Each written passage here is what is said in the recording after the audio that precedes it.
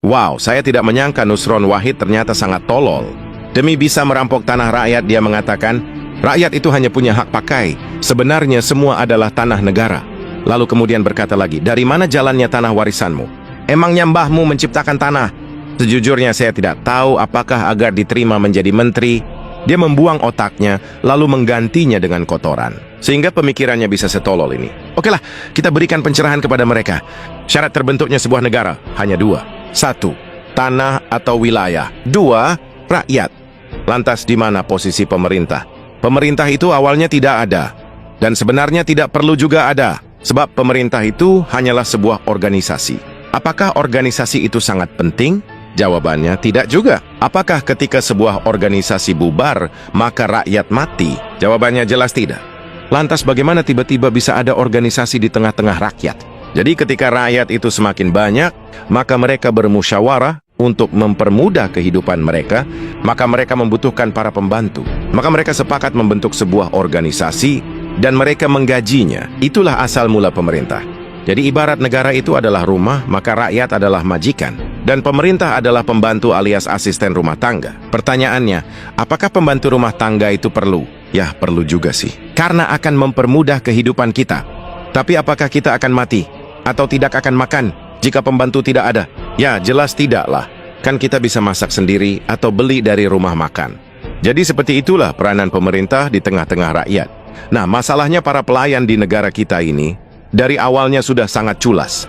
Jadi mereka sering menyamakan pemerintah sama dengan negara. Disinilah awal mula kesesatannya. Sehingga mereka berpikir, berarti tanah negara adalah tanah pemerintah. Boom, hancur sudah kan? Mereka salah persepsi. Lalu kemudian menggunakan persepsi yang salah itu untuk mengklaim apa yang bukan miliknya. Jadi perlu Anda ketahui pemerintah dan negara itu berbeda. Oke, untuk meluruskan pemahaman mereka, kita akan pakai istilah Yunani. Sebab Yunani adalah pusat filosofi dunia, di mana hampir semua konstitusi negara-negara di dunia itu diadopsi dari filsafat Yunani. Jadi negara dalam bahasa Yunani disebut hora. Hora artinya adalah tanah atau wilayah tempat tinggal manusia alias rakyat, kampung halaman atau negeri. Jadi ketika ada puisi berkata, negeriku yang indah elok permai, itu artinya adalah wilayah kelahirannya atau kampung halamannya. Jadi jangan Anda bayangkan pemerintah seperti Indonesia yang isinya Nusron, Sri Mulyani, Omon-Omon, dan para tikus lainnya bisa rusak keindahan puisinya tadi.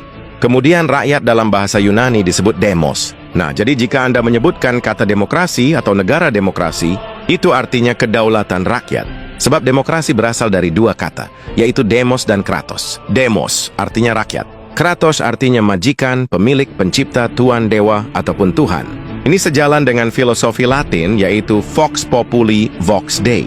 Artinya suara rakyat adalah suara Tuhan, atau kehendak rakyat adalah kehendak Tuhan. Jadi ibarat negara adalah rumah, maka rakyat adalah penciptanya. Kemudian pemerintah di dalam bahasa Yunani disebut kivernisi. Artinya pelayan administrasi, ministry, ataupun pembantu rakyat.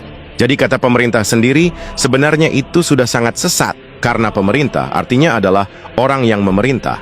Pertanyaannya, bagaimana bisa pelayan yang digaji memerintah tuannya? Ini kan sudah sangat sesat. Jadi kesesatan paradigma inilah yang membuat para pelayan rakyat itu semakin jauh dari fungsinya. Harusnya sebagai pelayan mereka berlutut pada majikan.